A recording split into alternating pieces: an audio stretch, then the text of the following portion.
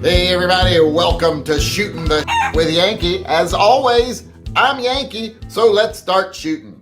Today's topic brings back the old debate of what handgun would you want if you found yourself in bar country? If you were going hiking, camping, and you weren't going to be taking a long gun, because if we included long guns, it'd all be long guns here.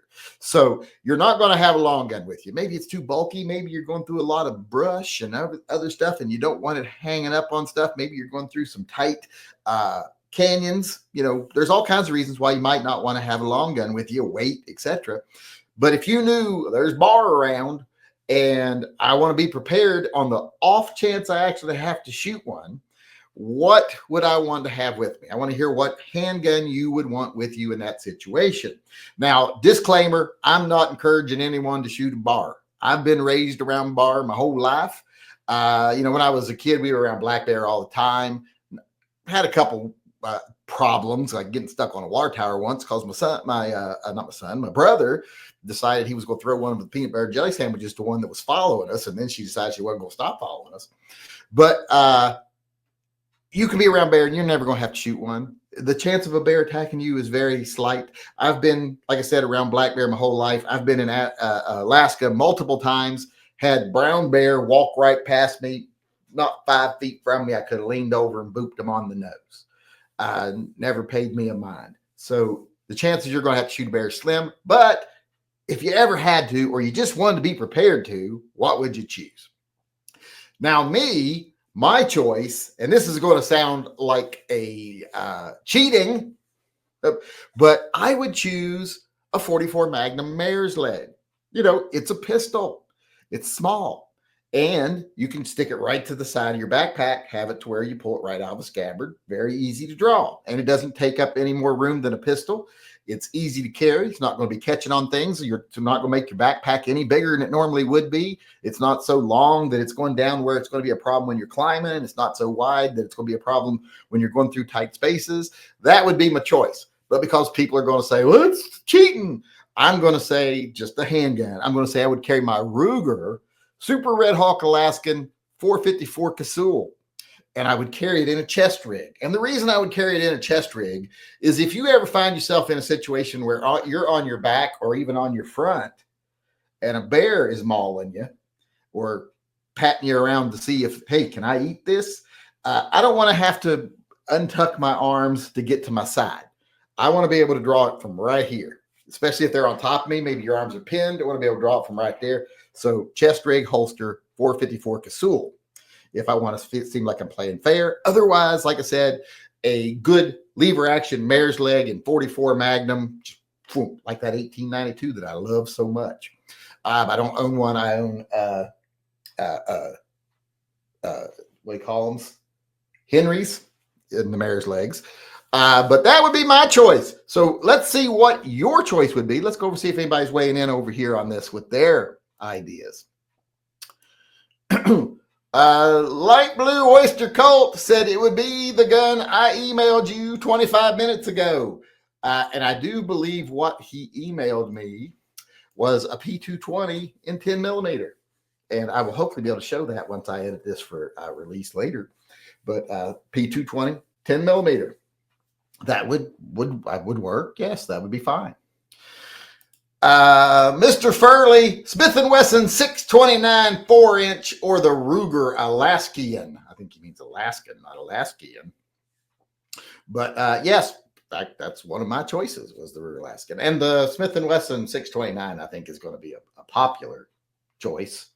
Very popular gun, very awesome gun for such things. In fact, that's what the mountain guns are designed for. John Heasley also said my 629 Magnum Hunter in a chest rig. Same thing I was going to do. Chest rig, different gun, but chest rig. I think chest rigs are often ignored. People don't think about them, but they're great for hiking, camping, etc. I used to hike a lot. Used to go up to Alaska, other places, go hiking. Don't do it so much nowadays. I'm old, fat, and lazy, but I used to do it. And the problem with the side holster is it gets hung on stuff all the time. You'll end up stuck on bushes, branches, bashing it on a rock if you're trying to go through a tight space. So chest rigs are just, if you're bashing a chest rig on something, well, then you fell off the mountain. So you got other things to worry about. So chest rigs are awesome. Sweetie says 12 gauge shockwave, good idea. Well, a shotgun's never a bad idea, and the shockwave could be just like the mare's leg, mounted vertically on your backpack in a scabbard.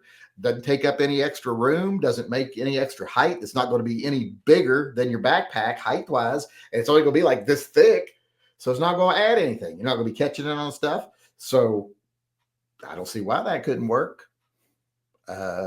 I wouldn't want a pump shotgun, but if it was like an automatic, maybe.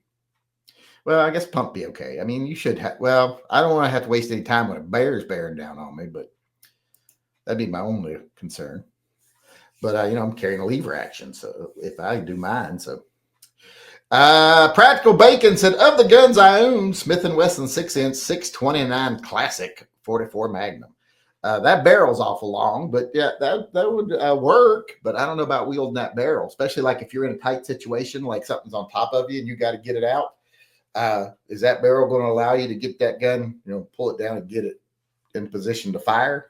So barrel length is something I would take into account if it's me. Mikey D said Red Hawk 454 Casull on his hip. The Red Hawks are really nice in the 454 Casull. Do I have the Red Hawk in 454? No, I don't think so. I got a 44 Magnum Red Hawk, I think. Where's it? I forget which one. What caliber is that one? I'll have to look at it later. I forget what I got and what I don't. I've almost bought the same gun twice before. I went in and bought a gun and then got home and well, fuck, I already had that gun. And then had to go back and say, can I change it to something else on my 4473? Charlie R. In Kentucky, we only have black bears, so I carry a Ruger SP 101 357 when turkey hunting. If I was in brown bear country, it would be a 44 mag. So probably like a Ruger 44 mag. They make the GP 100. Don't they make that in 44 mag? That would be a good choice. Couldn't argue with that too much. Tim Allen is our last person weighing in here tonight, and he said a Super Red Hawk Alaskan in 454 Casull. The Alaskans are, like I said, that's what I chose. Chest rig, get it. Now you can get the 454 Casull Super Red Hawk, which I wonder if he meant Super Red Hawk before. I'm thinking probably. But the Super Red Hawk is a little bit of an odd looking gun, but it's a very effective gun. I have taken a long time to get okay with the way it looks, because it looks like they shoved a pipe in the end of an Alaskan. I think it's a really illustrative of a lot of people, how they say, oh, the Chiappa's being a two-piece. That's weird. Not really. Lots of guns do that. In fact, they all do that. It's just that it's evident on the Chiappa because their unibody, comes out some. The same thing on the Alaskan. It's got a unibody construction, so it comes out a little bit, and the barrel mounts onto that just like it would normally. But since they use a barrel that's not as big as the unibody, it kind of looks like a pipe stuck in a gun. So it's a little weird looking, but good choice. So not really going to complain. So all good choices, I think. Now, like I said, I do want to reiterate, I don't support shooting bear. There's no reason to shoot a bear. I don't like bear hunting. You don't hunt predators. You're not proving anything to anybody other than your dick is probably very small. If you do go bear hunting, the meat is subpar. Shoot yourself a deer. You'll have much better eating. So there's no really any excuse to kill a bear. But unless it's trying to kill you, and that ain't likely to happen. And like I said, you usually don't have to shoot them anyway. You just have to shove down one of your friends, because they're not going to eat all of you. They're only going to eat one of you at most. So that's why you always have kind of a chubby friend, or always have a friend who brings their mother with you or something, like something like that. So that way you're safe. But that's our topic for today. How about you out there in YouTube world? What would be your choice if you were going to be in bear country, brown bear country, polar bear country, not black bear country?